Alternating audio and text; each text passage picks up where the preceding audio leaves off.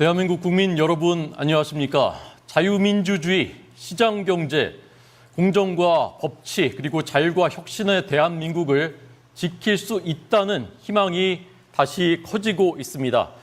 21세기 선진국 대한민국의 지도자를 뽑는 국민의힘의 대선 후보 경선 본격적인 막이 오르면서 국민들의 관심이 커지고 있습니다. 저희가 이번에 2030 세대들, 이번 대선의 주인공들입니다. 이들의 아이디어를 전폭적으로 수용한 새롭고 혁신적인 경선 방식에 대해서 국민들의 지금 반응이 좋습니다. 저희는 엄중한 책임과 성찰의 토대 위에서 새로운 희망을 보여드리도록 노력을 하고 있습니다. 저는 오늘과 내일 조별 토론 사회자 호준석 대변인이고요. 오늘의 주인공 4명의 후보자를 먼저 소개를 해드리겠습니다.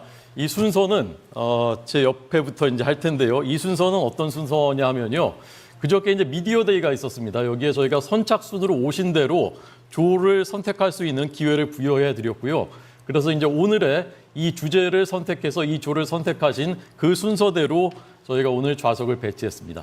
자, 먼저 유정복 후보님. 안녕하십니까. 일하는 대통령 완전정복 유정복입니다. 네, 완전정복 유정복 후보님이었습니다. 다음은 안철수 후보님. 네, 안철수입니다. 반갑습니다. 네, 안철수 후보였습니다. 다음은 김문수 후보님입니다. 여러분을 사랑하는 김문수입니다. 네, 김문수 후보였습니다. 자, 네 번째 양향자 후보입니다. 모두를 통하는 국민의 희망 양도채 양향자입니다. 네, 여러분들께서 너무나 잘 아시는 분들이기 때문에 유정복 후보님은 행정안전부 장관과 또 인천시장, 민선시장을 현재 재임 중이고요. 안철수 후보께서는 IT계 스타 그리고 현재 4선 의원, 김문수 후보께서는 노동부 장관이시고요. 지내셨고요. 민선 경기지사를 재선하셨습니다. 양향자 후보님은 삼성전자 상무 출신 그리고 우리 당의 소중한 자산인 또 호남 여성이시기도 합니다. 저희가 이제 첫 순서는 MBTI 소개입니다. 이게 이제 몸풀기를 하는 건데요. MBTI 다 아시죠? 저는 우리가 이제 지도자를 뽑을 때, 저도 우리나라 대통령을 뽑을 때 이분이 어떤 생각, 어떤 정책 갖고 있는가도 굉장히 중요하지만 어떤 사람인지 저는 굉장히 중요하고 우리 국민들께서 관심을 많이 갖는 분야라고 생각합니다. 근데 그것을 이제 나는 이런 사람이다라는 것을 보여줄 수 있는 그런 것이 이제 MBTI가 그 중에 하나가 아닌가 생각을 하고요. 그래서 1분 동안 본인의 MBTI로 본인을 소개하시는 시간을 마련을 했습니다. 여러분이 생각하신 이 후보들의 내가 예측하는 MBTI와 일치하는지 보시는 것이 아마 관전 포인트일 것 같습니다. 자, 먼저 유정복 후보님. 네, 저의 MBTI는 ENTJ입니다. NTJ. 이 NTJ는 타고난 리더입니다. 저는 리더로서의 삶을 살아왔습니다.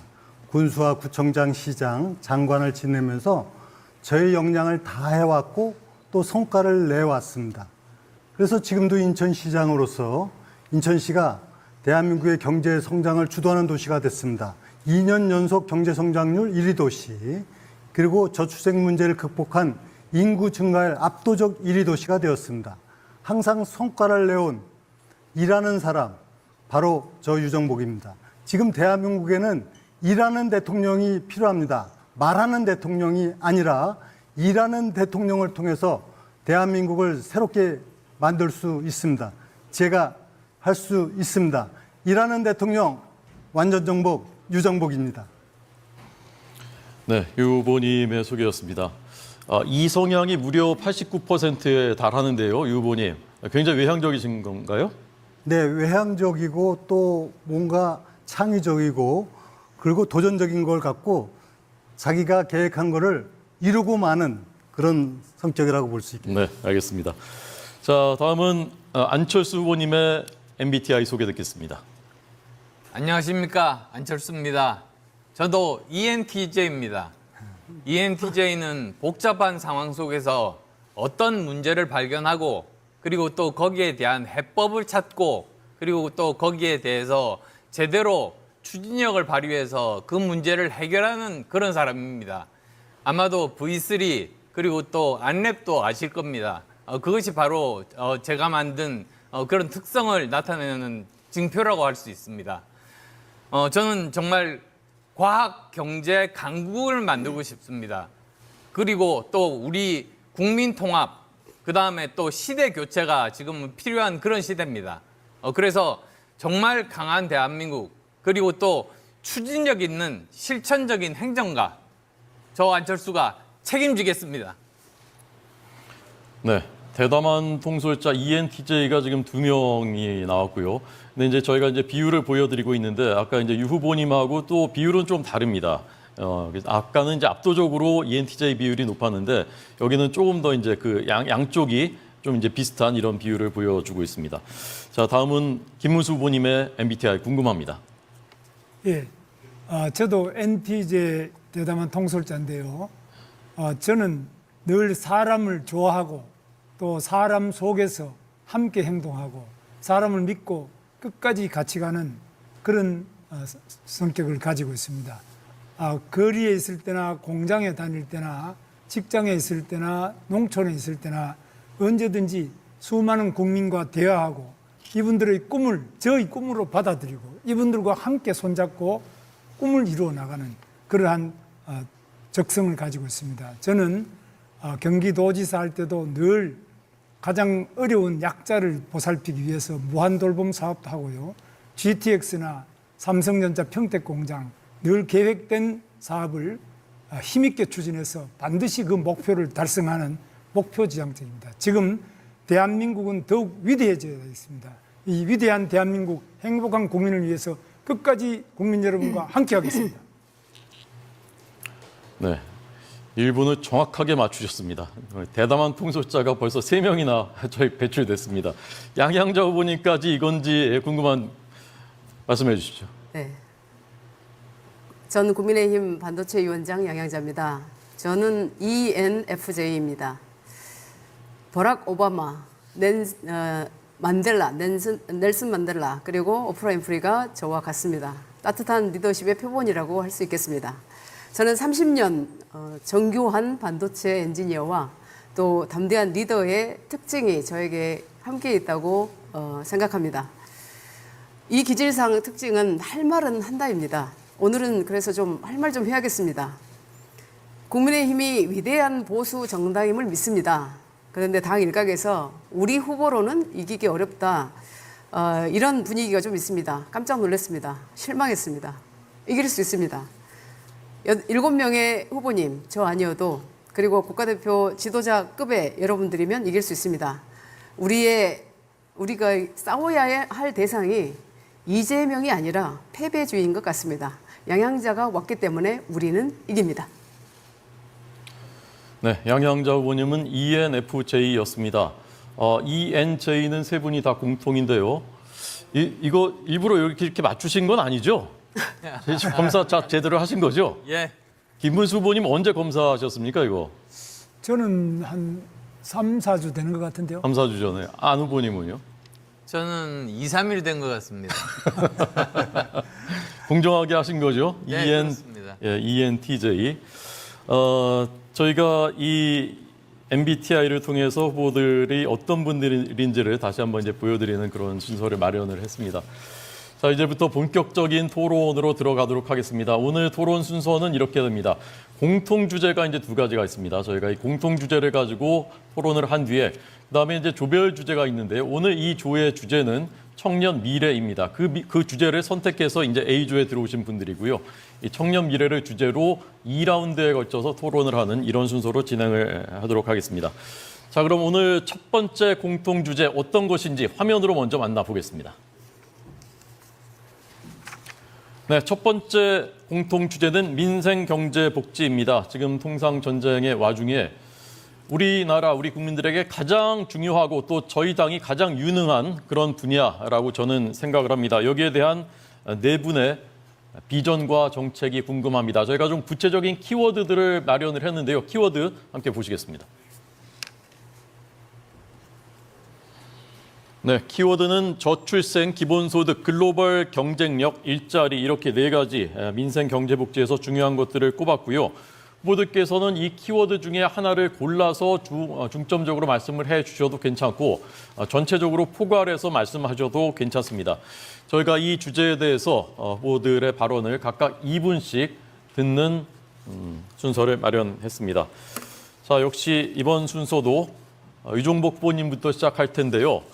후보들께서는 다른 후보의 말씀도 잘 경청하셔야 됩니다. 그래서 혹시 이런 건 참 괜찮다, 이런 건 내가 좀 빌려 쓰고 싶다, 이런 게 있다면 그런 것도 좀 염두에 두시고 제가 여쭤볼지도 모릅니다. 끝나고서. 자, 그러면 먼저 유종복 후보님 2분 드리겠습니다. 네, 저는 저출생 문제에 대해서 말씀드리겠습니다. 대한민국에서 저출생 문제보다 더 심각한 게 있을까요? 지금 대한민국의 합계 출산율 0.75는 전 세계 236개 국가 중에서 꼴찌입니다. 정말 장래가 암울한 상황이 오늘의 대한민국입니다. 그런데 정부에서 연간 50조 원을 쏟아붓고도 꼴찌입니다. 이것은 잘못된 겁니다. 그래서 제가 인천에서 어떻게 해서 저출생을 극복하는 것을 보여주었습니다. 성과가 분명히 나타나고 있습니다. 인천에서는 아이 플러스 1억 드림부터 해서 6종의 세트를 발표했습니다. 시간 관계상 가장 많이 알고 있는 천원주택 하나를 소개해드리겠습니다.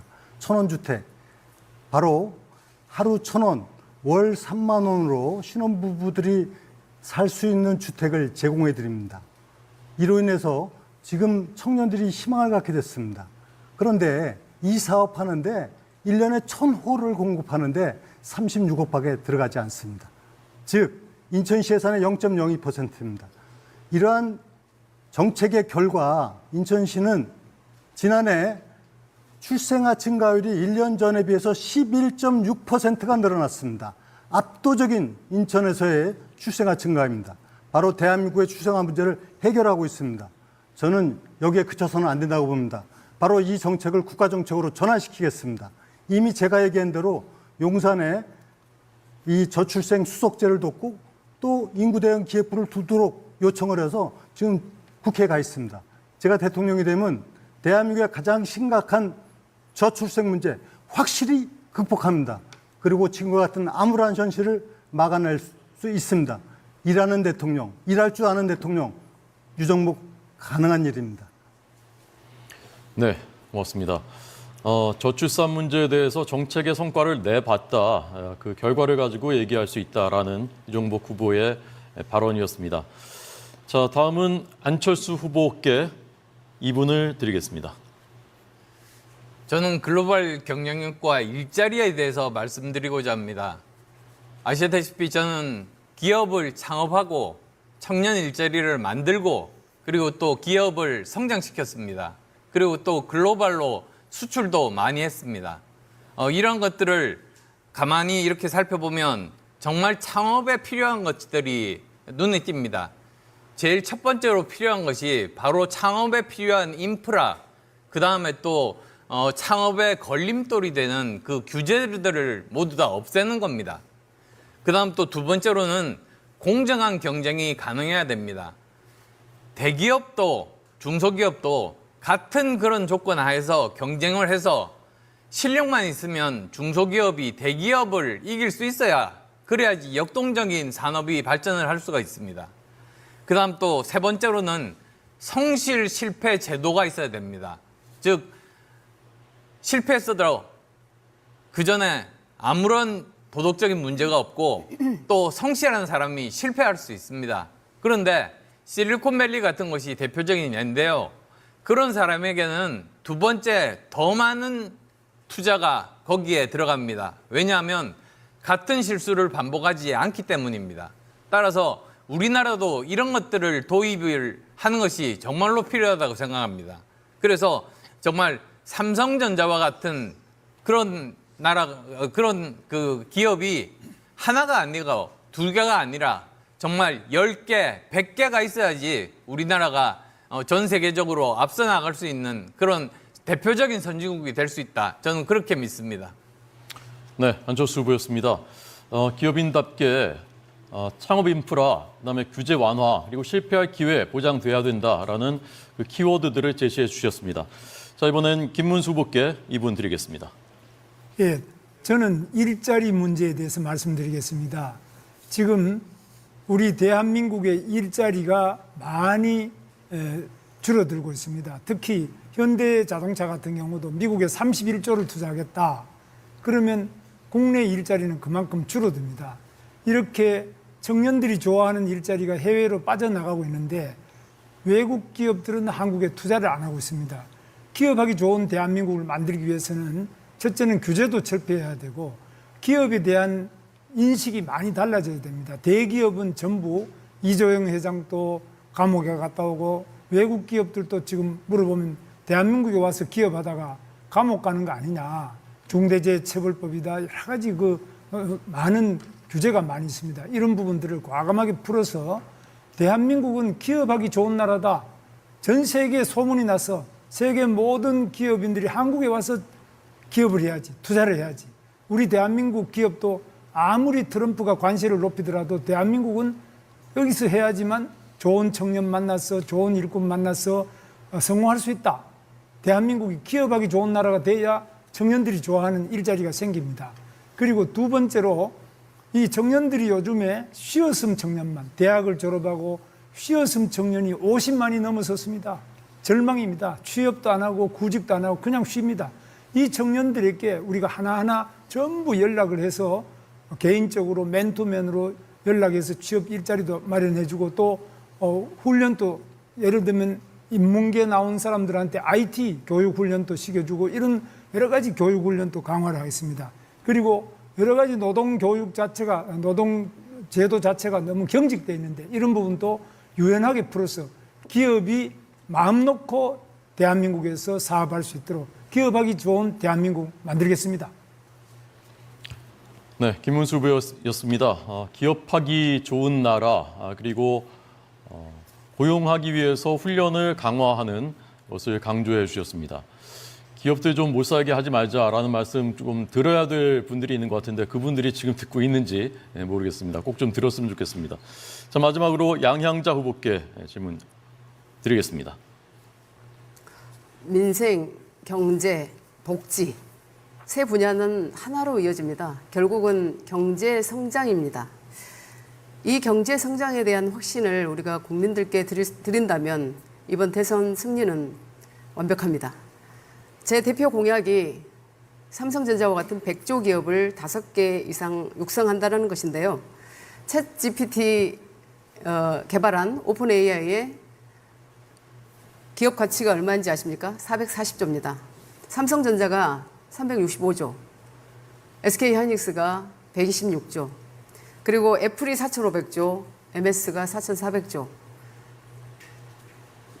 미국이 어떻게 해서 초강대국이 되었겠습니까? 100조 슈퍼기업이 20개 이상 됩니다. 우리나라는 2개뿐입니다. 민주당은 경제와 첨단 산업에 약한 정당입니다. 자, 여기 보십시오. 이것이 이재명 후보의 AI 공약입니다. 저는 이재명 후보가 챗GPT를 한 번도 안 써봤을 거라고 생각합니다. 말씀 받겠죠? 공약 중에 이런 것이 있습니다. 한국형 챗GPT 전 국민 무료 제공. 챗GPT 무료 버전이 있는데 왜 또 만듭니까? 그리고 이런 게 있습니다. 100조 투자 AI 기본사의 조성. 솔직히 저는 무슨 말인지도 모르겠습니다. 지금 정부의 AI 예산이 연간 4조밖에 안 됩니다. 반기업 정서가 강한 민주당이 기업에 100조 투자하는 그런 정책에 찬성할까요? 제가 반도체 특별법 발의해봐서 합니다. 반도체 산업 세액공제도 반대한 민주당입니다. 또 GPU 5만 장 확보, 데이터센터 집적단지 조립, 전력 문제 어떻게 할 겁니까? 핵발전소 하나쯤은 더 필요합니다. 핵발전 찬성합니까? 결론은 이재명 대표의 AI 공약은 빈 깡통입니다. 찢어버리는 게 맞습니다.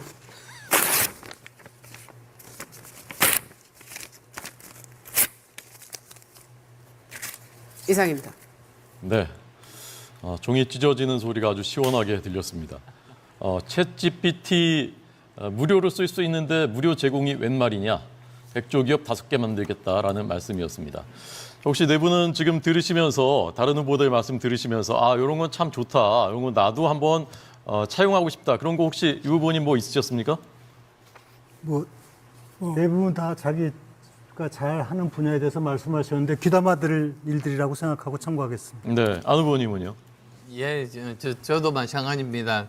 특히 양양자 그 후보님께서 그 말씀하신 그 부분이 저하고 제일 가슴에 와 닿습니다. 네, 네. AI 요즘 강조하고 계시고요. 예, 그리고 또 이런 그 무료 챗 GPT를 이렇게 국민들에게 제공한다. 그거는 그냥 말로만 하는 정말 말 듣기만 좋은 그런 거짓말일 따름입니다. 네, 김은수 후보님. 예, 저도 양양자 후보께서 아까 그 민주당의 거짓말 공약, 거짓말은 찢어버리는 것이 답이다. 그렇게 생각합니다.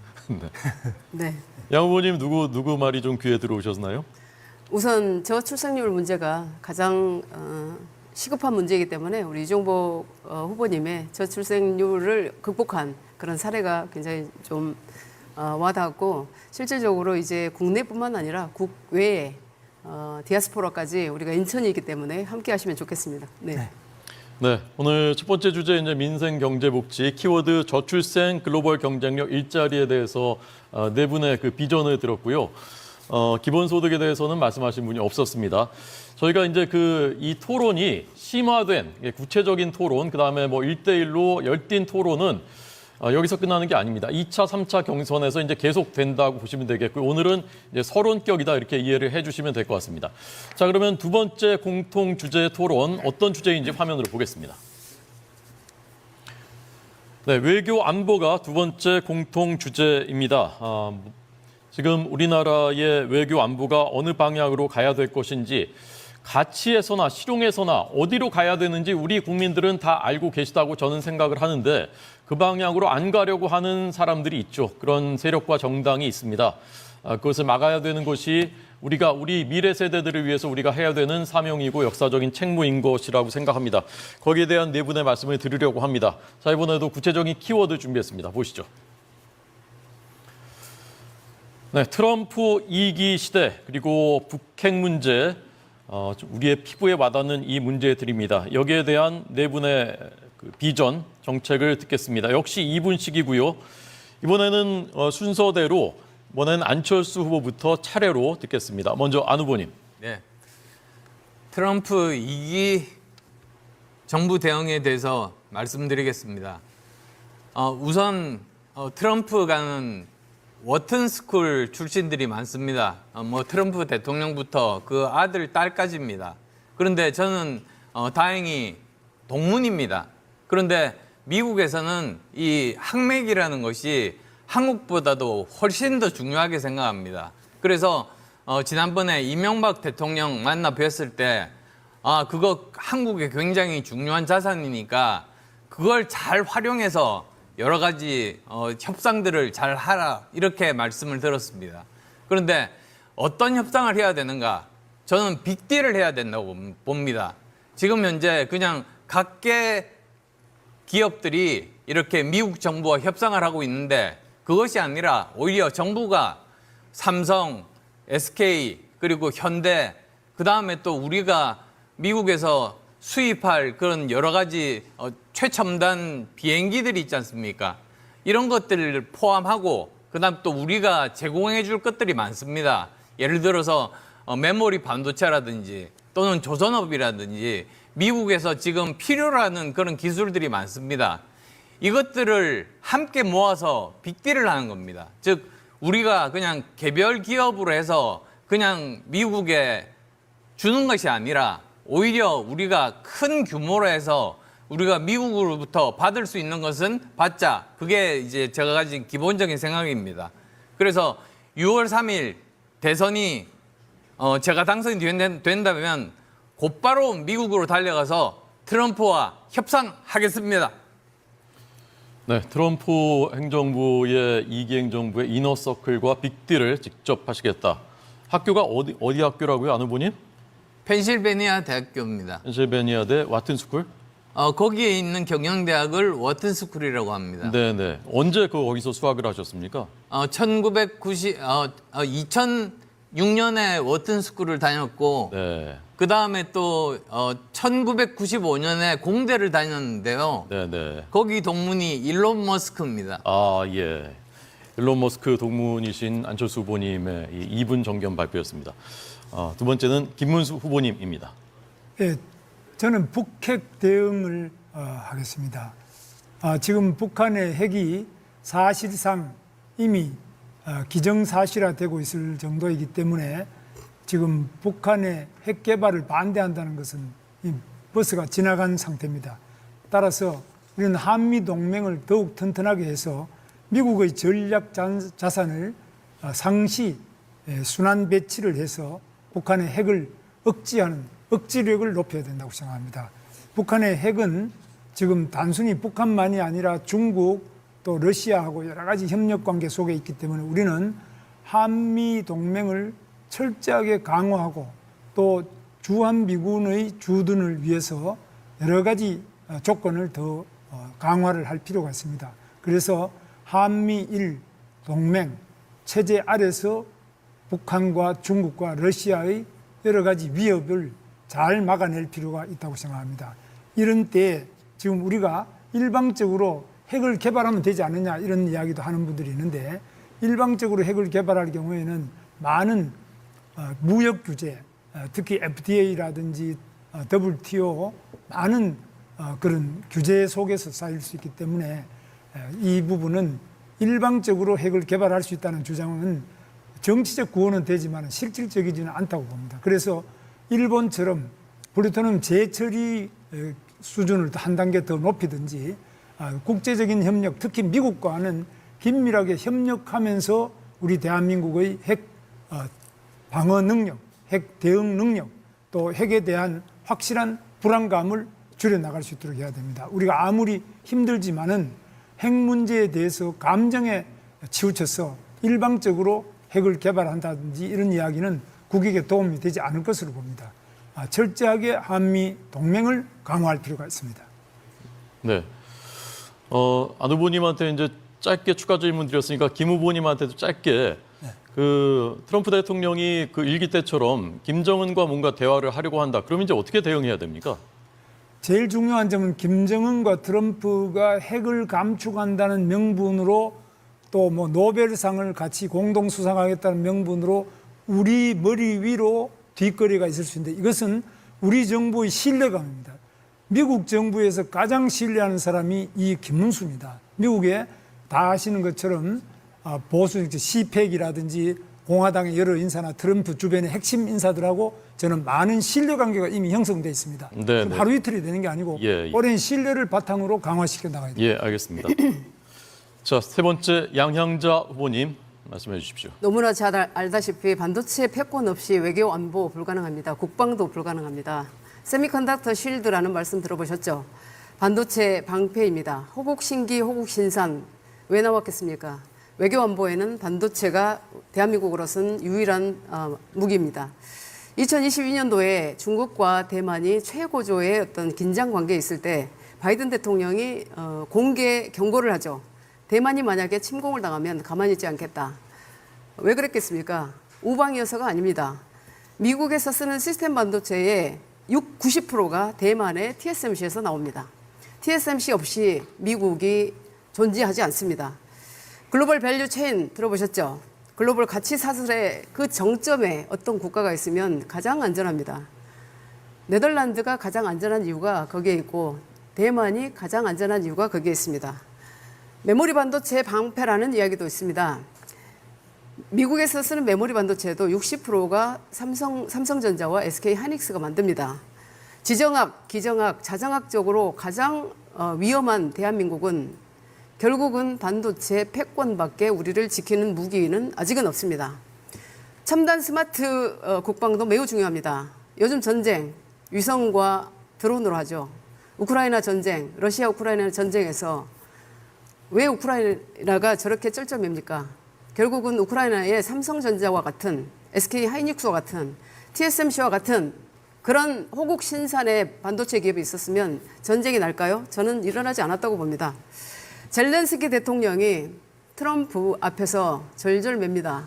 코미디언이라서 그런 게 아니라 기술 패권이 없기 때문에 그렇습니다.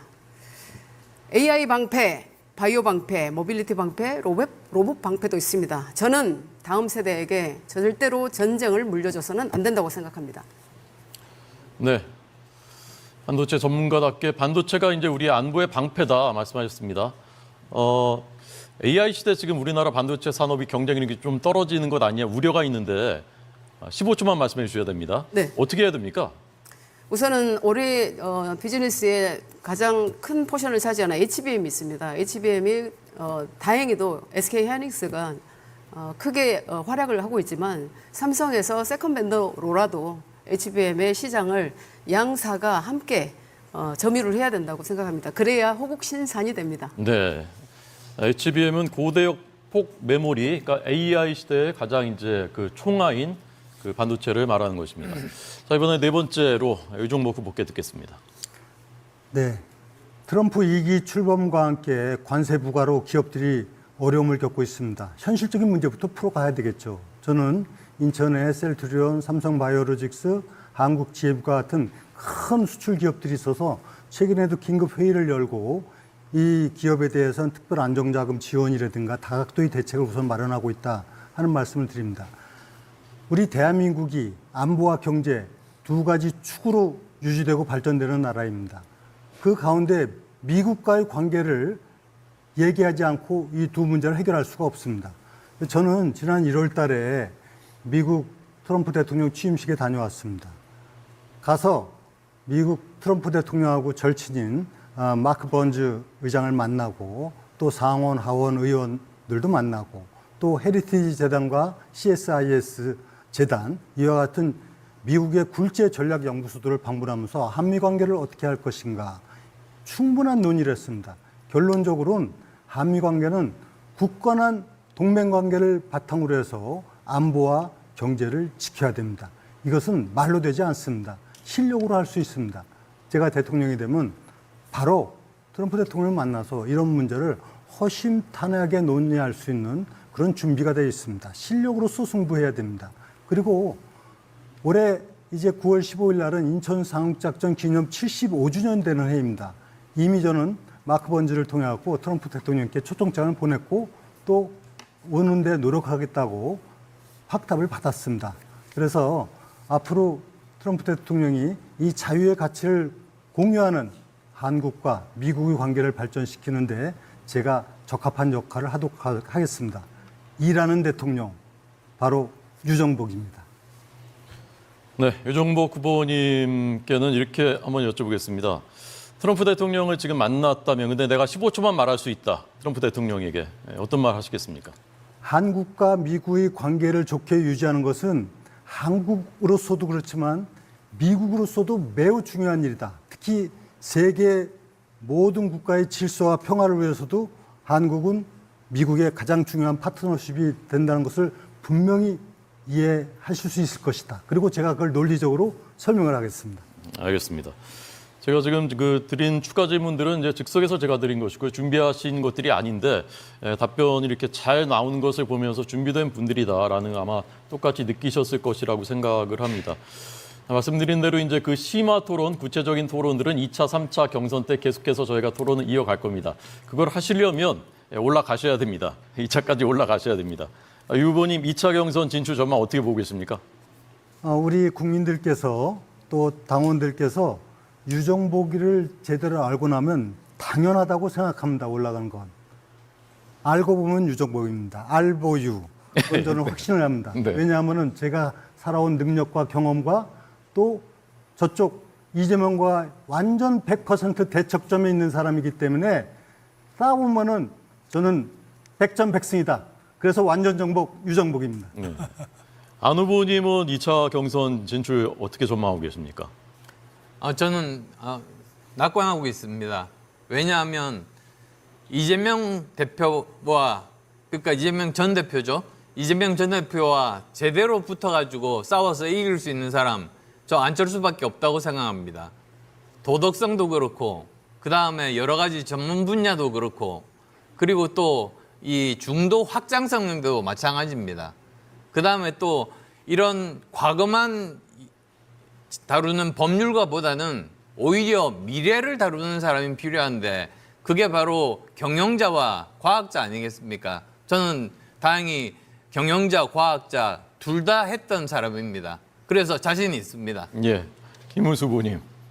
예, 뭐 이재명 후보라면 이 김문수가 가장 잘 알고 확실하게 이길 수 있는 사람이 이 김문수라고 생각합니다. 제가 경기도지사 할 때 이재명 후보가 성남시장 했는데 자기 친형님도 만났고 정신병원에 가서 돌아가신 친형님도 저를 보자고 제가 만났고 온갖 쌍욕을 들었던 자기 형수님도 제가 만났습니다. 이재명 후보 주변에 있는 그 대장동 개발부터 온갖 비리 부정의 사람 누가 알고 있겠습니까? 저 김문수입니다. 실력으로도 저는 판교 테크노밸리도 제가 개발한 겁니다. 그리고 광교 신도시 또 평택 삼성 반도체 공장 이런 거 다 제가 개발한 겁니다. 이재명은 30만 평도 안 되는 그 작은 대장동 하나 개발하고 주변 측근이 구속되고 의문사하고 저는 그런 사람이 단 한 사람도 없습니다. 저는 재판받는 것도 없습니다. 네. 이런 김문수가 깨끗한 김문수가 이재명을 이길 수 있습니다. 예, 알겠습니다. 좀 가볍게 드린 질문이었는데 이제 세 분이 너무 정색을 하고 말씀을 답변해 주셨는데요. 양양자 후보님 어떻습니까? 2차 경선 진출 전망. 다들 이재명을 얘기하시는데요. 저는 이재명 관심 없습니다. 이재명을 이겨서 뭐합니까 국내에서. 트럼프를 이겨야죠. 트럼프가 가장 만나고 싶어하는 사람이 누구겠습니까? 그 사람 반도체 급합니다. 그래서 저를 만날 겁니다. 아마 안철수 후보님 제가 가겠습니다. 네. 무난한 후보, 익숙한 후보 그러면 무난하게 집니다. 익숙하게 집니다. 처절하게 집니다. 유일하게 양양자만이 승리의 카드가 될 수 있음을 아마 이 자리를 통해서 당원 여러분, 국민 여러분께서 확인하고 계십니다. 양양자밖에 없습니다. 양양자. 알겠습니다. 자, 이제 조별 주제 토론으로 넘어가겠습니다. 저희가 이제 이번 조별 주제는요, 청년 미래입니다. 그리고 내일은 B조는 사회통합입니다. 그래서 저희가 미디어데이 때 청년 미래 주제를 선택하신 분들이 이 A조에 들어오셨는데, 미디어데이 보셔서 아시겠지만 A조가 제일 먼저 찼습니다. 먼저 다 찼어요. 그러니까 이분들은 청년 미래의 진심인 분들이다. 그리고 저희 당이 청년 미래의 진심이다. 왜? 2030 세대는 대한민국의 미래이고요. 또 현재라고 생각합니다. 세계 최고의 경쟁력을 가지고 있는 우리 2030 세대가 길을 펴야만 저는 대한민국이 앞으로 나아갈 수 있다고 생각을 합니다. 그 토론을 이제 시작을 해보도록 하겠습니다.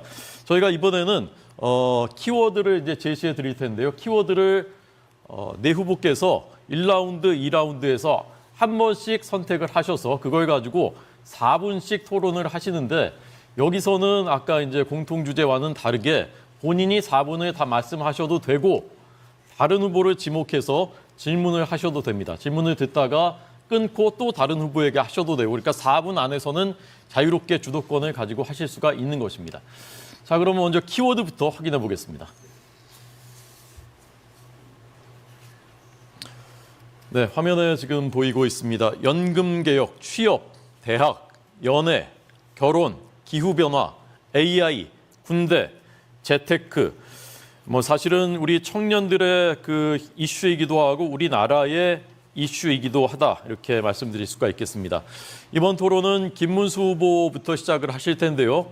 김 후보님은 어떤 키워드를 선택하시겠습니까? 저는 연금개혁을 택하겠습니다. 네, 김문수 후보님이 선택한 키워드는 연금개혁입니다. 그럼 지금부터 4분 시작하겠습니다. 네, 지금 연금개혁 때문에 우리 청년들이 더 절망하고 분노하고 있습니다. 그 이유는 청년들은 많이 내고 나중에 연금기금이 고갈이 돼서 깡통연금이 되기 때문에 자기들이 실컷 내고 나중에 못 받는 거 아니냐. 요즘 또 젊은 청년들은 100세 시대까지 생각할 때는 상당한 절망감에 빠져 있습니다. 그렇기 때문에 저는 바로 이 연금에 대한 국민연금에 대한 2차 개혁을 바로 시작하도록 하겠습니다. 국민연금 2차 개혁은 지속 가능한 연금이 되도록 하는 것이 목표인데요. 이 지속 가능한 연금 개혁을 위해서는 연금개혁위원회에 청년들을 인구 비례만큼 20대, 30대, 40대 인구 비례만큼 충분히 그 개혁위원으로 참여를 시켜서 이 청년들의 목소리를 충분히 듣고 지속 가능한 연금으로 바꾸어 나가도록 하겠습니다. 그리고 이 국민연금만이 아니라 퇴직연금도 있습니다. 퇴직연금도 지금 퇴직금을 못 받는 그런 작은 기업도 많이 있는데 이런 부분을 전부 연금으로 만들어 가지고 퇴직 이후에 노후 자금으로 이렇게 할 수 있도록 연금, 퇴직연금 개혁도 하는데 1층에 국민연금, 2층에 퇴직연금, 3층은 개인연금 이렇게 해서 연금 하나만으로 국민연금 하나만이 아니라 퇴직연금도 개혁을 지금 하고 있는 중입니다. 제가 고용노동부 장관으로서 하다가 나왔는데요. 이런 부분에 대해서 우리가 이 연금 자체가 장수 시대에 바로 노후 생활의 가장 중요한 부분이기 때문에 이걸 어떻게 해야 되는지 희망을 가지고 해야 되는데 이 부분에 대해서 청년들에게 희망을 줄 수 있는 연금 개혁, 지속 가능한 연금 개혁, 그것도 불가능한 경우에는 바로 자동 조정 장치, 국가가 직접 나와서 조정하고 책임지는 국가 보장의 자동 조정 장치도 해야 될 것으로 생각합니다. 이런 부분에 대해서 우리 우선에 질문을 하나 드리겠는데 우리 유정복 후보께서 잘 아시겠습니다만은 이 우리 젊은 청년들이 1차 연금 개혁 이번에 그래도 여야 간 합의해서 마쳤는데 불만이 많이 있습니다. 네. 어떻게 좀 하면 좋겠습니까?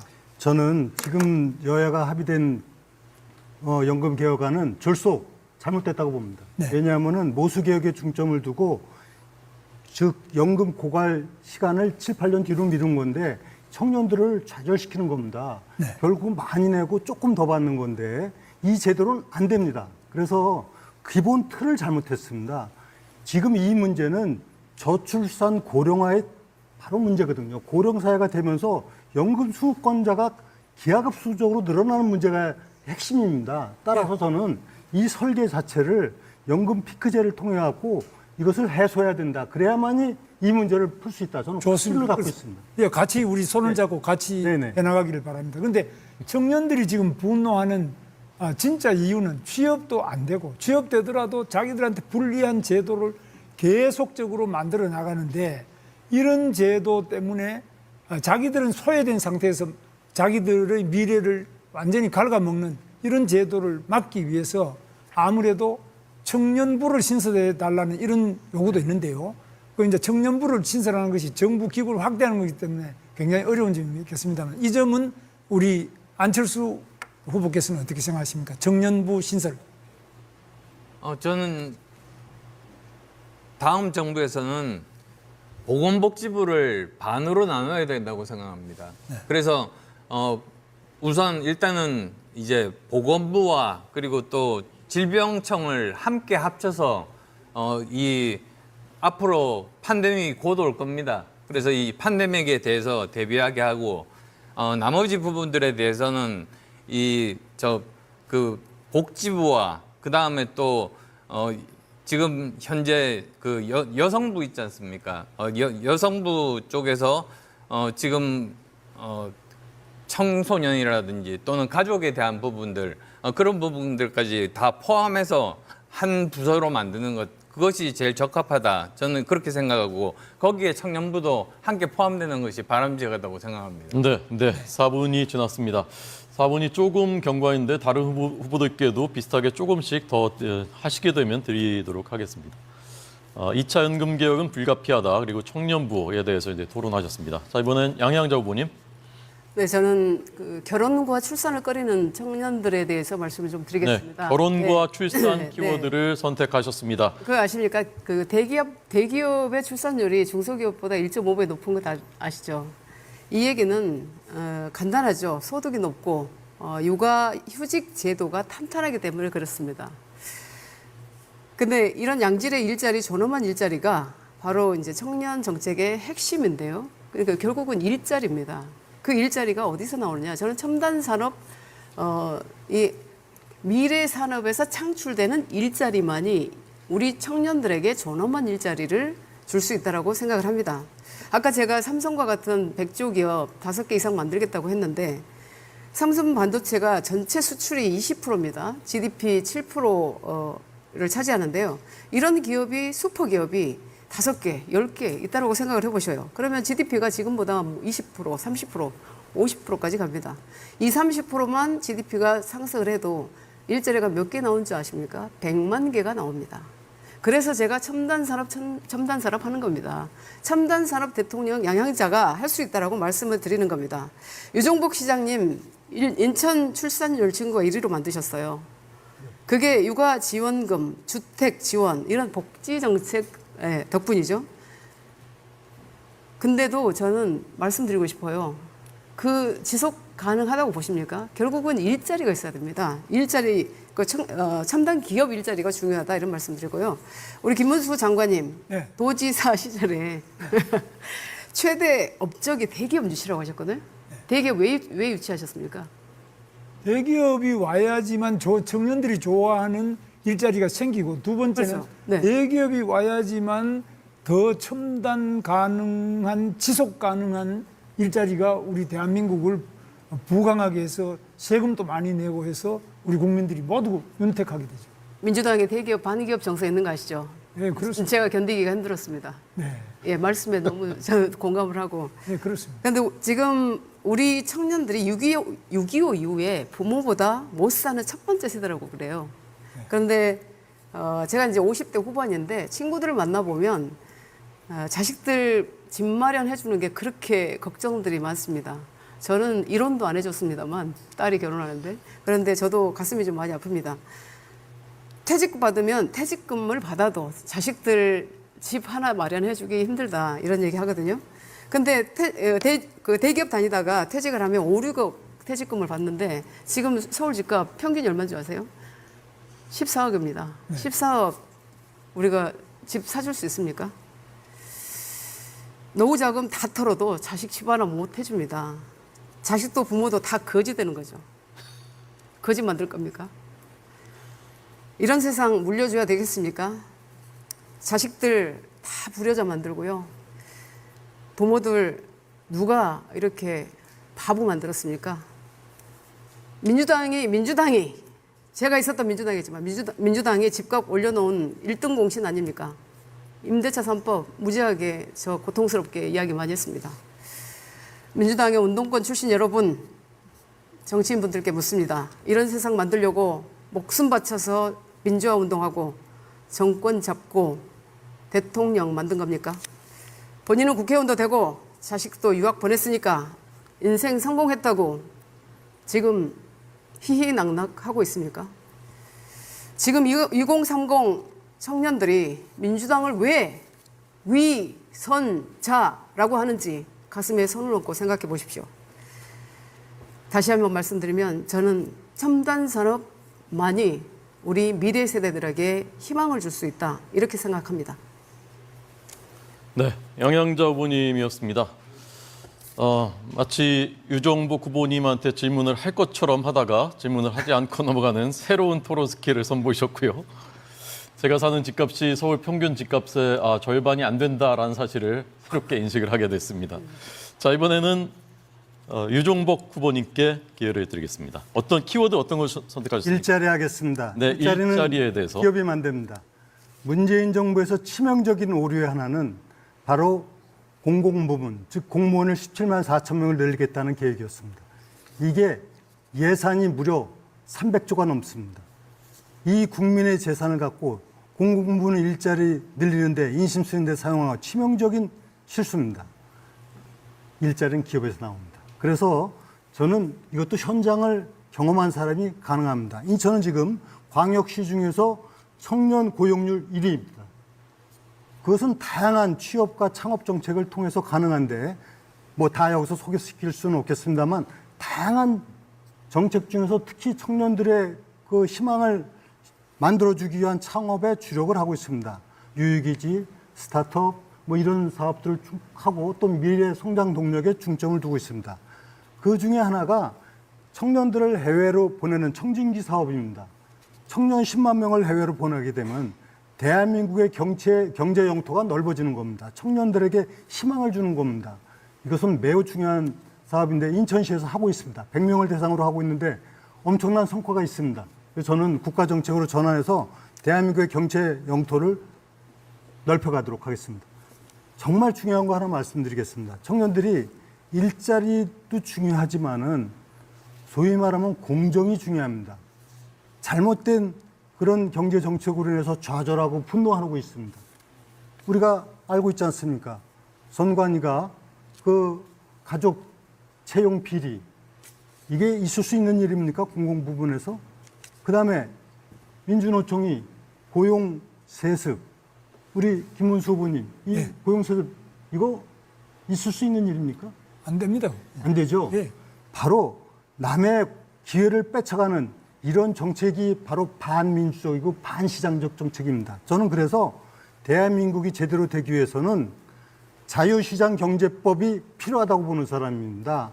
이것은 경제헌법입니다. 즉 반시장, 반기업 정서를 완전히 무력화시키는 자유시장 경제법이 필요합니다. 그래야 노사 문제도 해결할 수 있고 건강한 기업 문화도 또 일으킬 수가 있고 이 속에서 기업인들이 안심하고 일할 수 있는 이런 사회를 만들 수가 있습니다. 즉 청년들에게는 공정한 기회, 정의로운 사회 이것이 중점이 돼야 된다 하는 것이 저의 생각입니다.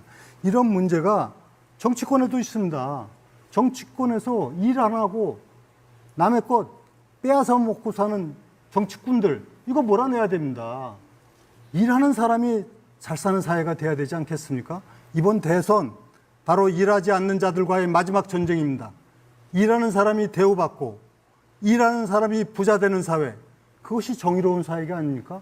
또 이것이 바로 시장 경제를 일으킵니다. 어떤 경우도 가족 채용 비리, 그리고 고용 세습, 그리고 미래 세대를 빼앗아가는 이런 정치꾼들 이거 몰아내야 됩니다. 이것이 바로 유정복이 일해오면서 체험하고 겪어보면서 느낀 것이고 이것을 저는 철저하게 막겠다. 그래서 저는 말씀드립니다. 일자리 무엇보다도 중요합니다. 일해본 사람입니다. 성과를 냈습니다. 인천의 청년 교육률 광역시 1위, 그리고 경제 성장률 1위 일해본 사람입니다. 바로 일해본 사람이 그 경험을 바탕으로 해서 대한민국의 일자리를 제대로 만들고 지속 가능한 경제 성장을 이루고 글로벌 경제 영토를 넓히고 그렇게 함으로써 새로운 대한민국을 만들 수 있습니다. 일하는 대통령 완전 정복, 유정복이 할 수 있습니다. 네, 유정복 후보님이었습니다. 취업의 영토를 넓혀야 된다. 자유시장 경제법 필요하다라는 발언이었습니다. 자, 이번에 1라운드의 마지막 네 번째 안철수 후보님. 예, 저는 AI 하겠습니다. AI, 자 4분 예. 시작하겠습니다. 예, 저 김문수 후보님께 네.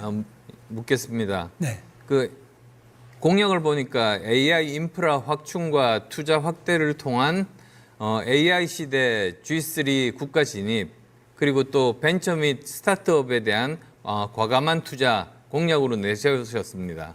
그러면 어디에 어떻게 과감하게 투자하시겠다는 건지 설명 부탁드립니다.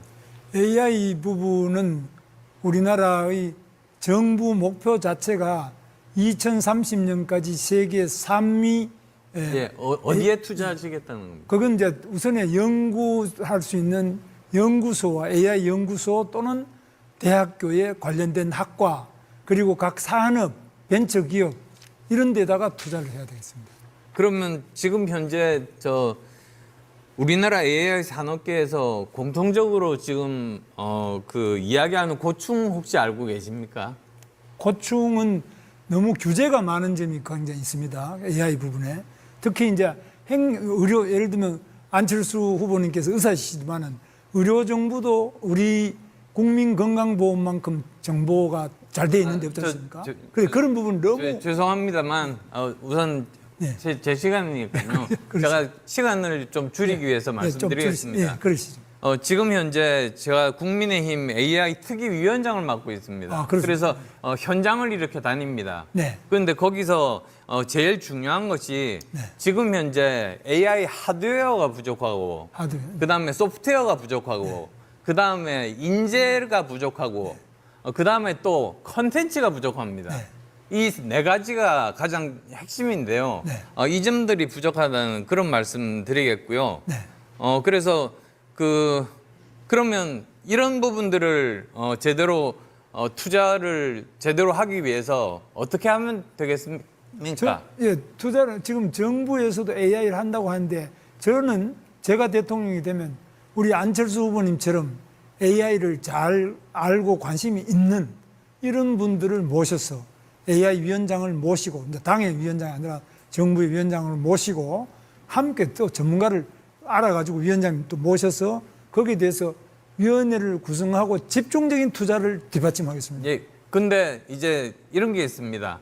지금 보면 여러 분야들이 굉장히 복잡하게 발전합니다. AI도 굉장히 범위가 넓고 그리고 또 다른 의견을 가진 AI 전문가들이 굉장히 많습니다. 그래서 정말로 지도자가 중요한 것은 본인이 전문가일 필요는 없겠지만 이 많은 이 스펙트럼의 이 전문가들 중에서 내가 원하는 방향에 맞는 전문가가 누군가 그 사람을 찾는 게 중요합니다.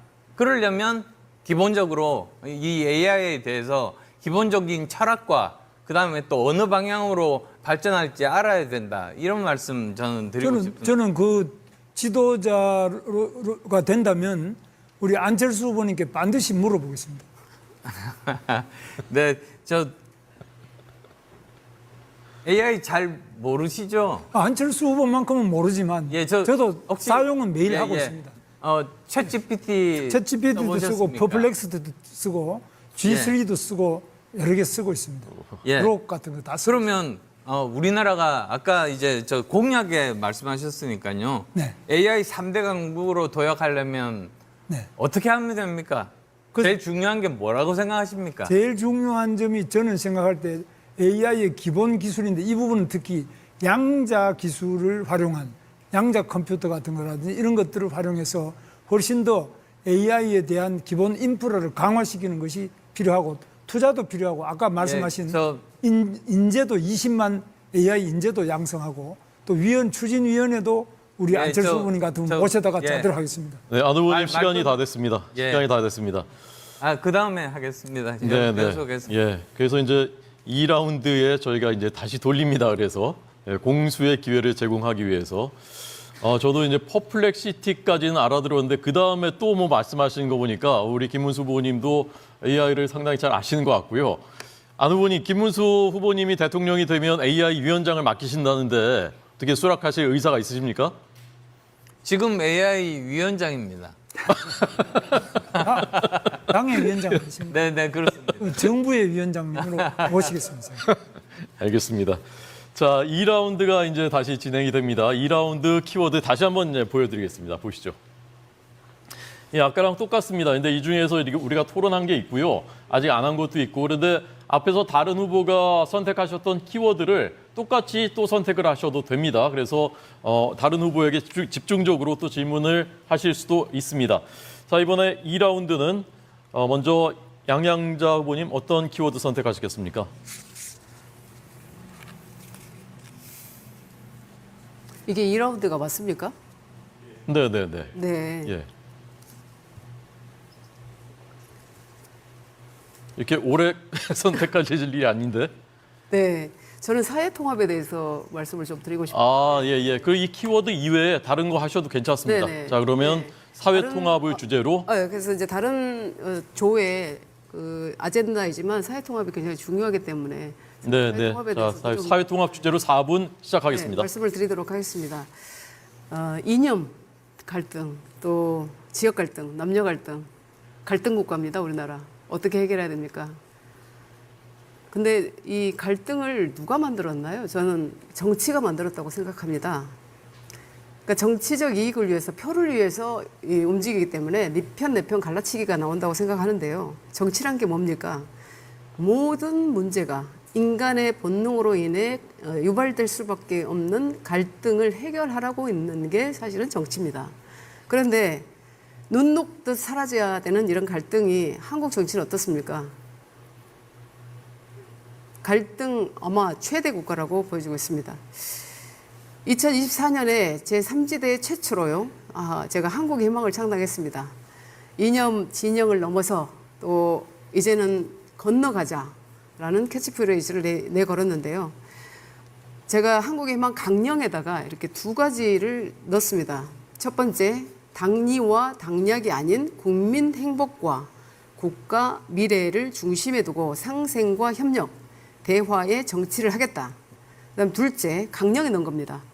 낡은 이념과 진영 갈등을 부추길 용어를 사용하지 않겠다. 정쟁을 지향하고 문제 우선, 해결 중심의 실용적 사고를 하겠다. 세 분께 부탁드립니다. 더 이상 갈등의 언어는 사용하지 않겠다고 약속해 주실 수 있습니까? 네, 네. 예. 약속하겠습니다. 어떤 것이 가장 갈등을 유발한다고 생각합니까? 우리 지금 정치에서. 뭐 제가 볼 때는 약간 짧게 한마디씩만 이렇게 해주시면 예, 저는 이제 영원함 갈등 네. 이것도 굉장히 크다고. 영원함 갈등, 저는 영원함 통합의 과정을 이루고 있습니다. 저도 네. 제 아내가 순천 아, 그러시군요. 아니, 네, 예. 알고 있습니다. 우리 저 안철수 후보님, 네, 갈등의 가장 큰 이슈가 뭡니까? 저는 사실은 너무 많습니다. 하나만 얘기하시면 좋겠습니다. 저는 지금 세대 간 갈등이 굉장히 심하다고 보고 있습니다. 세대 간 갈등이요? 예, 네, 지금 현재 보면은 사실은 후진국 시대에 태어나신 분과 선진국일 때 태어난 사람이 동시대에 함께 살고 있는 세상에서 유일한 나라가 대한민국 아닙니까? 저 그렇다고 생각하지 않습니다. 후진국이었다가 선진국으로 성장한 나라들이 얼마나 많은데. 아니, 저기 네. 100불일 때와 3만 불일 때 태어난 나라의 그 아이들이 같이 살고 있죠. 네, 앞으로 10만 불 되면 그럼 갈등은 더 커지겠네요. 3만 불 시대에 아니, 태어나서. 더 커지죠. 네, 그런데 정치를 잘 해야 된다라는 생각을 저는 갖고 있습니다. 저는 우선 이제 선거법, 네, 패싱하지 않겠습니다. 예, 예, 짧게 말씀해 저는 주십시오. 네, 계층, 세대, 지역 다 있지만은 네. 정치꾼이 만들어낸 이기주의적 정치 행태가 빚어준 갈등이 제일 큽니다. 그럼 그래서 네. 제가 이걸 찢는 정치꾼이라고 했습니다. 있는 유정. 저는 찢는 건 제 통합은 겁니다. 네. 그래서 저는 정말 이 사회적 갈등을 해소하지 않고 대한민국 미래로 갈 수 없습니다. 대한민국 대통합을 내세운 것이 바로 접니다.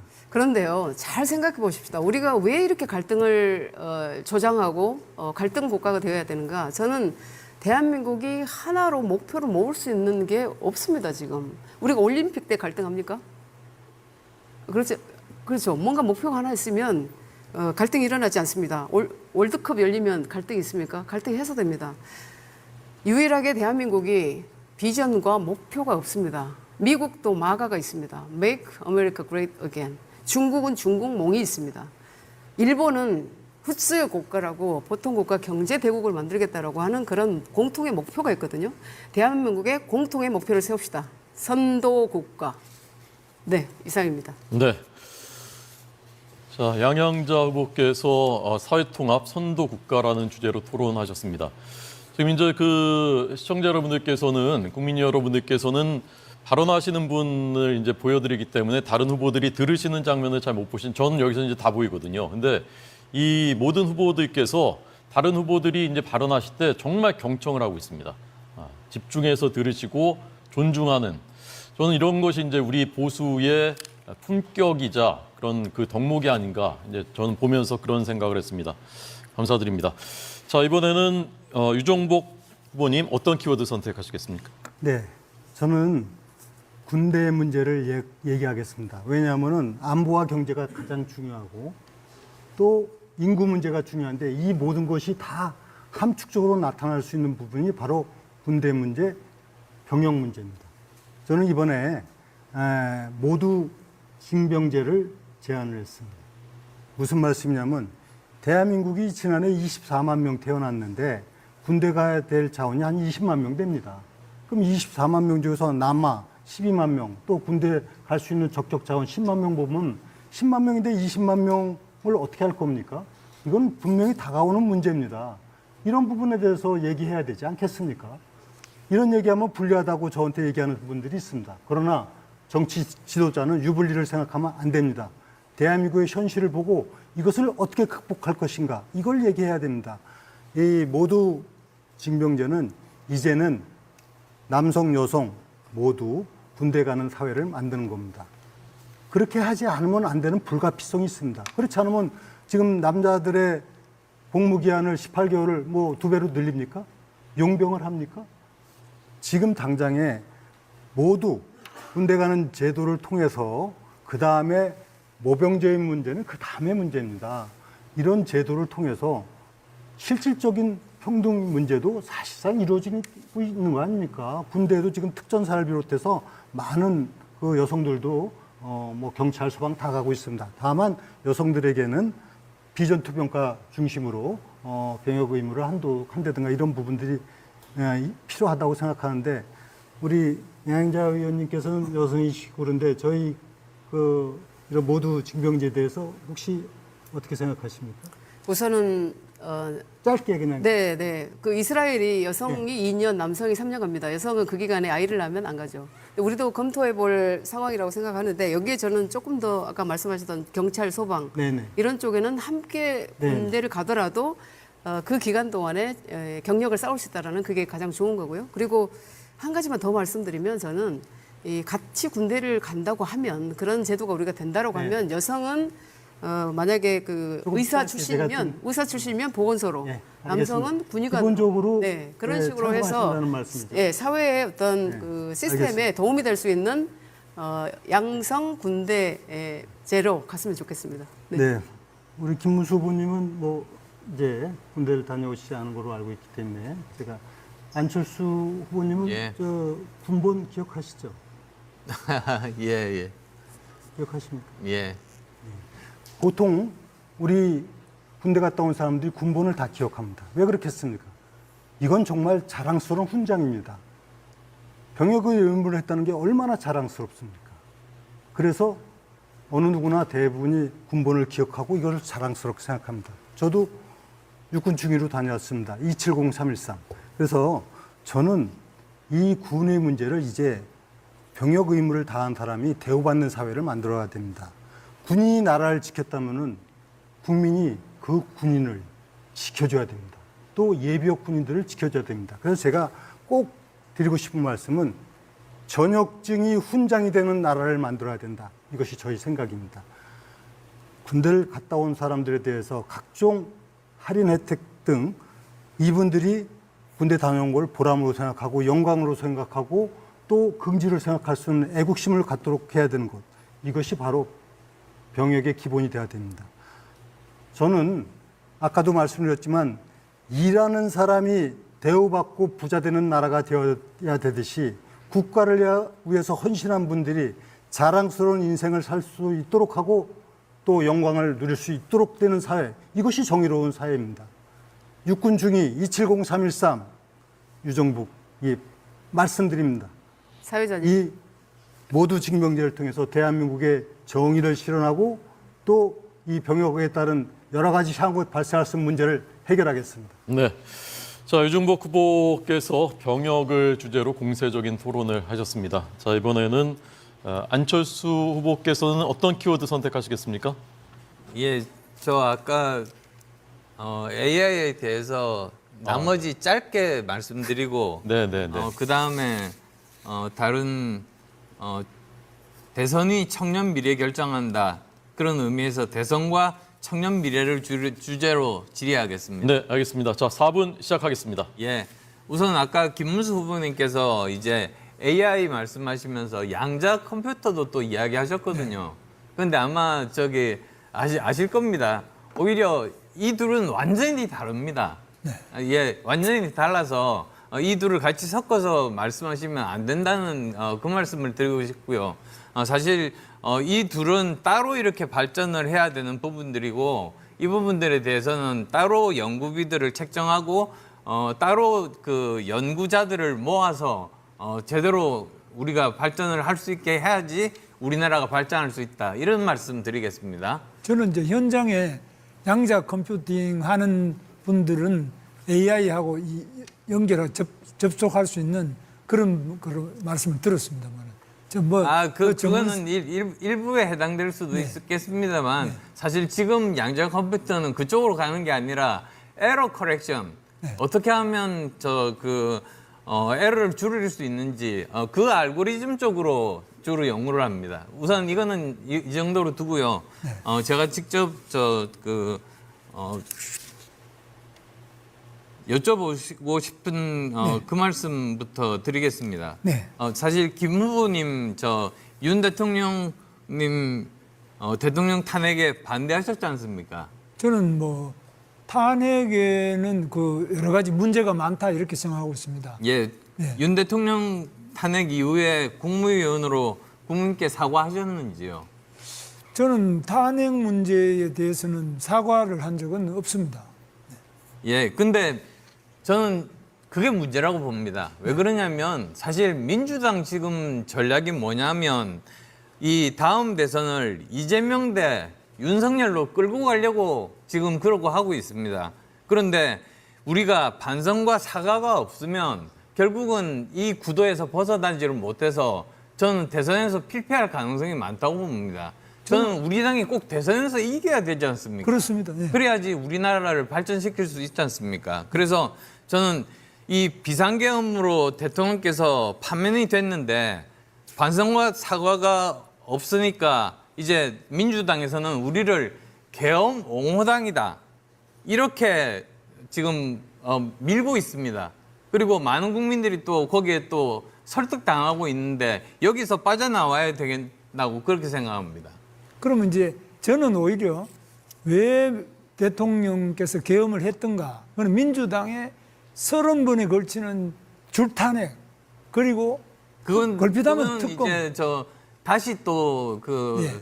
계엄으로 돌아가시는 건데요. 돌아가는 게 아니라 이제 그 계엄을 왜 할 수밖에 왜 할 수밖에 없었느냐 그 말씀보다도 네. 일단은 저는 헌법재판소의 그 8대0 판결에 대해서 일단 받아들이는 게 중요하다고 생각합니다. 그게 정말 보수의 가치인 저기 헌법과 헌정 질서에 순응하는 그 태도 아니겠습니까? 물론 그 받아들일 수밖에 없습니다만은 헌법재판소의 그 절차적으로 보면 처음에는 내란을 넣었다가 뺐다가 또 그다음에 뭐 여러 가지 그 저는 증인이 온다 많은 문제가 네, 있기 때문에 죄송합니다만 의혹이 제기되죠. 네. 그 부분은 헌법재판소에서 다 이렇게 분석하고 다 판단해서 그렇게 0대8로 판결이 나왔다. 저는 그렇게 받아들이고 있습니다. 그래서 저는 비상계엄 옹호해서 헌법 가치를 훼손하면서 어떻게 국민께 표를 달라고 할 수 있을까? 저는 그게 굉장히 걱정이 됩니다. 네, 저는 뭐 비상계엄을 옹호해 본 적도 없고 비상계엄에 찬성해 본 적도 없는 사람입니다. 예, 알고 있습니다. 그러나 저는. 대통령께서 이 비상계엄을 선포할 수밖에 없었던 그 사정, 안타까운 사정에 대해서 그건 책임이 민주당에 있다 이렇게 생각하고 있습니다. 네, 토론 시간이 경과했습니다. 네, 4분 다 쓰셨습니다. 안철수 후보께서는 이제 김문수 후보에게 공세의 그 칼날을 집중했는데요. 자, 이번엔 김문수 후보의 시간입니다. 김 후보님은 어떤 키워드 선택하십니까? 저는 이번에 청년 취업에 대해서 좀 하겠습니다. 네, 청년 취업에 대해서 4분 시작하겠습니다. 자, 지금 청년들의 일자리 문제가 심각합니다. 일자리가 자기 원하는 게 없기 때문에 그냥 쉬었음. 이런 청년이 50만이 넘고 또 일자리가 마땅치 않기 때문에 결혼도 지금 제대로 못하고 출산은 꿈도 못 꾸고 집을 못 가지기 때문에 가정도 못 가지는 이런 우리 청년들이 절망해서 극단적인 선택을 하는 청년들도 있습니다. 청년들이 자기가 원하는 일자리를 평생 동안 한 번도 가지지 못하는 이런 대한민국은 행복한 대한민국이라고 할 수는 없습니다. 그래서 이 청년들의 문제는 그 책임이 우리 기성세대에게 있습니다. 우리가 반드시 이 청년 일자리 문제를 해결해야 되는데 지금 제일 문제가 청년들이 대학을 졸업한 다음에도 11.5개월이 지나야만 취업을 처음 할 수 있습니다. 이건 심각합니다. 전에는 보통 졸업을 하기 몇 개월 전에 벌써 대기업 같은 데 공채가 되고 은행에도 공채가 되고 공채로서 졸업 예정자가 공채가 되어서 자기의 새로운 삶의 도약을 이루는데 지금은 공채 제도도 삼성을 빼고는 거의 없어져 버렸습니다. 그래서 저는 오늘 청년들을 위한 공채 제도를 도입하는 기업에 대해서는 법인세에 대한 감면 혜택 그리고 여러 가지 정부 평가에서도 ESG 평가라는 이런 데서도 우대 혜택 그리고 정부의 여러 입찰 제도 같은 데서도 청년 공채를 제도를 채용하면은 많은 지원을 하겠다 하는 공약을 발표를 한 바가 있습니다. 지금 청년들이 너무 오래 쉬다 보니까 완전히 방콕, 은둔, 또 고립한 이런 청년이 되어서 굉장한 사회 문제가 되고 있습니다. 이런 문제를 해결하기 위해서는 산학 연계 교육 시스템도 강화해야 됩니다. 청년들이 문과를 나왔다, 예능계를 나왔다, 체육계를 나왔다 이런 분들도 일정한 기간이 되면은 또 취업을 해야 되겠는데 이럴 때는 자기가 원할 경우에는 IT를 가르쳐 준다든지 AI를 가르쳐 드린다, 반도체, 바이오, 2차 전지 여러 부분에서 청년들이 자기 능력을 발휘할 수 있도록 이렇게 저희들이 교육, 훈련, 새로운 지원 제도를 많이 지금 시행을 해야 된다고 생각합니다. 그런데 이 청년들의 일자리를 가장 못 가지게 하면서도 청년들이 뭘 모르고 계속 지지하고 있는 이런 정당이 저는 바로 민주당이라고 생각하는데요. 왜 저를 봅니까? 예, 민주당 이렇게 된 데는 거짓말에 속아서 그렇다고 하는데 아까 우리 양양자 의원님께서 그 거짓말 공약을 빡빡 찢어버리셨는데 네. 어떻습니까? 지금 반도체 일자리도 아까 많이 만들 수 있다 그러셨는데 네, 네. 반도체 특별법을 양양자 의원께서 발의하셨음에도 불구하고 이걸 안 받아주고 결국은 이재명 약속을 했다가 안 받아줘서 제가 고용노동부 장관으로서 반도체 지원을 위한 근로시간 특례를 다시 행정규칙으로 만들었는데 이거 옹색합니다. 법으로 만들어준다 했으면 만들어줘야 됩니다. 어떻게 보십니까? 정확하게 바로잡아야 될 게 있는데요. 2022년도에 제가 낸 반도체법 패키지법은 통과가 됐습니다. 네. 국가첨단전략산업법 그리고 조세특례 제한법은 통과가 됐고 지금 문제가 되고 있는 것은 김태년 의원의 법안이 문제가 됩니다. 네. 또 패스트 트랙을 통해서 그걸 처리하겠다고 하는데 그건 하지 않겠다는 의미입니다. 오늘 아침에도 민주노총에서 패스트 트랙 반대한다고 하는데 오히려 저는 여쭙고 싶습니다. 네. 경산호위 하셨으니까 이 52시간 반대 이런 것들로 인해서 통과를 안 시키겠다고 하는데 해결을 하셔야 될 거 아닙니까? 네, 그렇습니다. 이렇게 이제 우리 반도체를 위해서 정부가 노력을 하더라도 민주당이 사사건건이 반대하기 때문에 대한민국에서 기업이 탈출하고 있습니다. 네, 김문수 후보의 토론 4분을 다 들었습니다. 어떤 분들은 왜 그 국민의힘은 미래에 대한 대한민국의 비전과 정책을 제시하지 않고 탄핵에 찬성 반대만 얘기하느냐라고 하시는데 그렇지 않습니다. 오늘 현장에서 보신 것처럼 저희가 많은 정책과 비전, 미래에 대한 그 꿈을 말씀을 드리고 있고 앞으로 2차, 3차 그리고 본선으로 가면서 점점 더 구체화되고 국민 여러분께 이런 것들을 제시할 것입니다. 자, 이렇게 해서 오늘 조별 주제 토론까지 모두 마쳤습니다. 자, 이번에는 이제 저희가 준비한 회심의 코너인데요. 역시 2030 청년들이 아이디어를 낸 코너입니다. 밸런스 게임입니다. 이 밸런스 게임을 진행할 독보적인 캐릭터의 청년 MC를 제가 소개하겠습니다. 남하경 청년 MC, 여러분 큰 박수로 맞아주시기 바랍니다.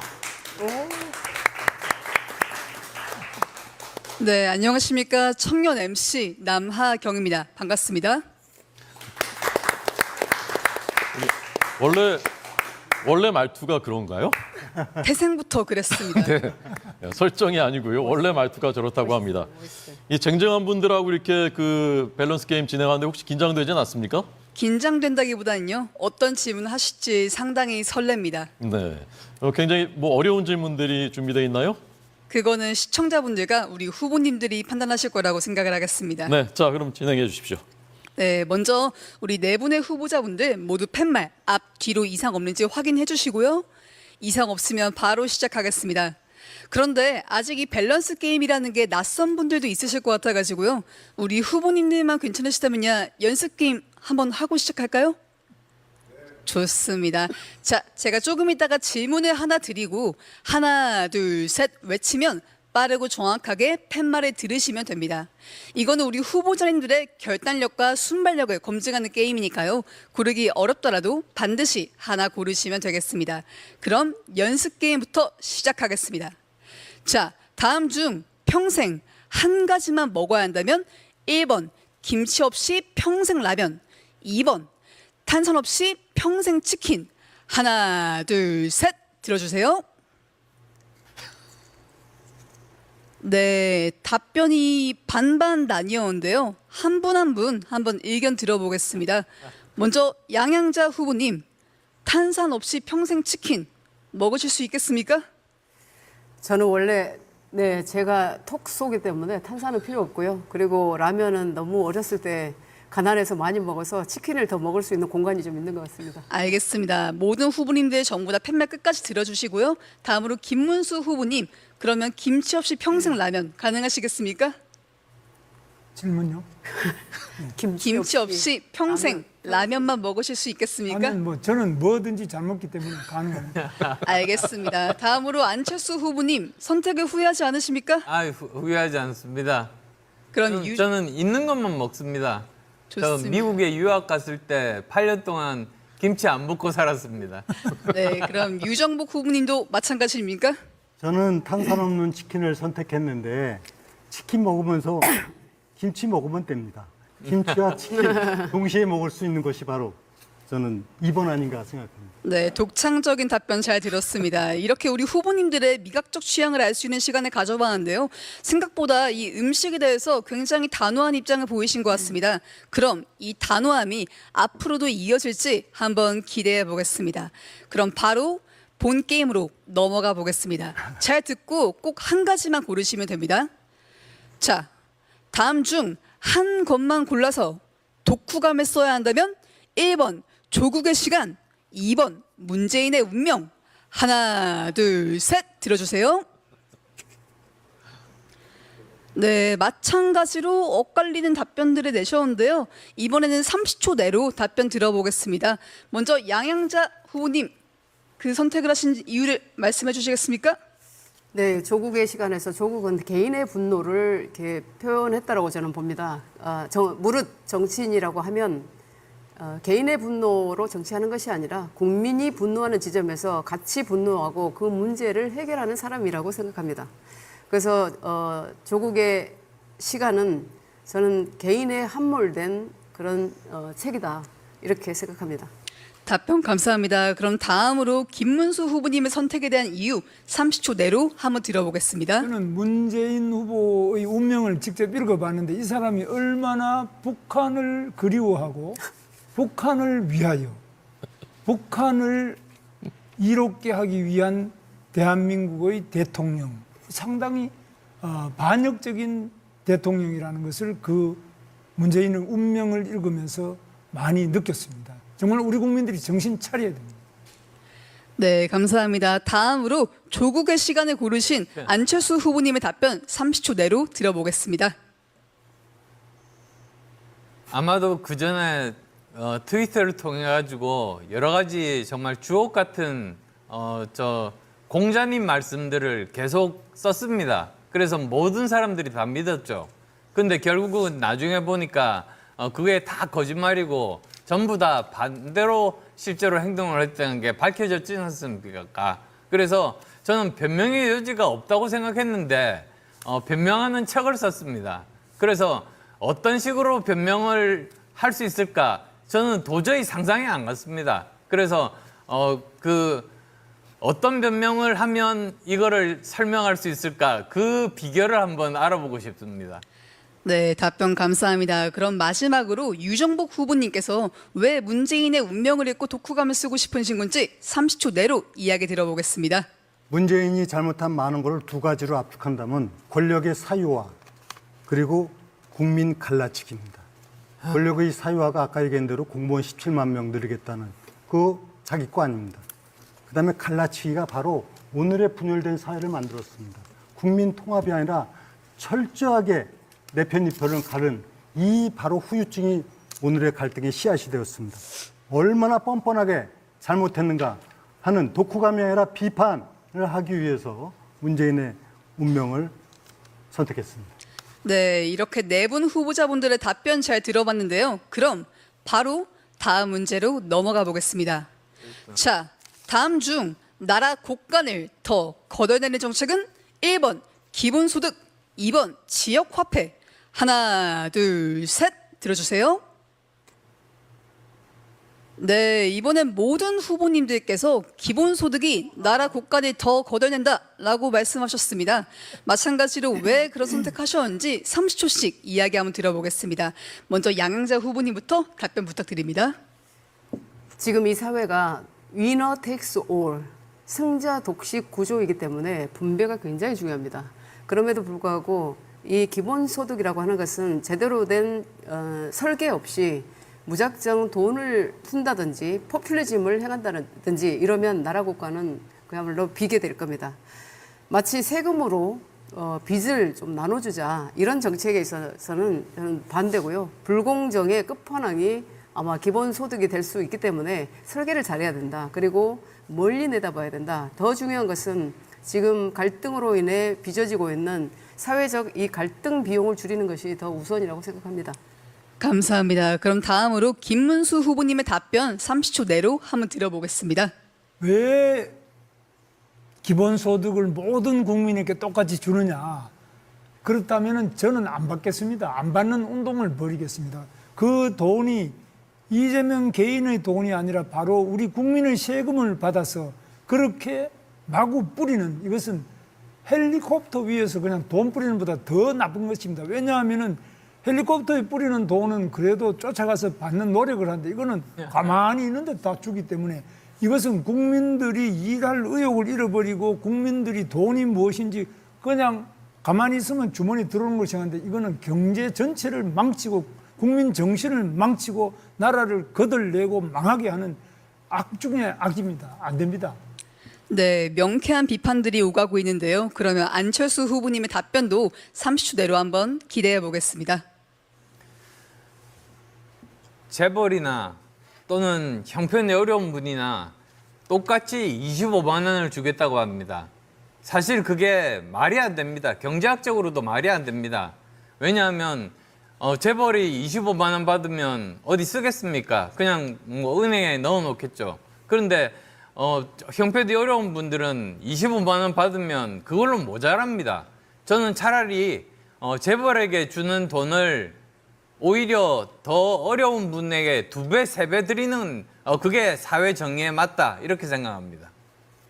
좋습니다. 그럼 마지막으로 유정복 후보님의 답변도 30초 내로 들어보겠습니다. 네, 기본소득이 형평성의 문제도 있겠지만은 기본적으로 권력을 사유화해서는 안 된다고 제가 줄기차게 주장해 오고 있지 않습니까? 이 돈이 누구의 돈입니까? 국민 돈입니다. 오히려 미래 세대의 돈입니다. 이거 빼쳐다가 나눠줘서 인기 얻고자 하고요. 이게 바로 남미가 많은 나라가 무너진 대표적인 재정 포퓰리즘의 결과입니다. 어떤 경우도 자기 것이 아닌 걸 갖다 빼쳐다 하는, 일하지 않으면서 빼쳐다 쓰는 이런 정치꾼들이 몰아내야 됩니다. 저는 일하는 정부, 일하는 대통령을 주장하고 있습니다. 내 것 아닌 것 갖고 내 것처럼 행사하는 권력의 사유와 세력들, 이들이 나라를 망칩니다. 그래서 저는 기본소득제는 원칙에도 안 맞을 뿐 아니라 이것을 법제화한다는 것은 그야말로 전혀 해서는 안 되는 일을 하기 때문에 기본소득제는 반대하는 겁니다. 네, 네 분 모두 같은 선택을 하면서 같은 논리를 펼치는 아주 아름다운 모습을 보였는데요. 한마음 한뜻으로 움직이는 점 상당히 좋은 것 같습니다. 자, 이렇게 네 분의 후보자들과 함께하는 밸런스 게임 진행해 봤는데요. 오늘 이 자리에서 함께 열심히 해주신 후보님들 진심으로 감사드립니다. 그럼 이상 국민의힘 중앙대학생위원회에서 함께 준비한 밸런스 게임 모두 마치도록 하겠습니다.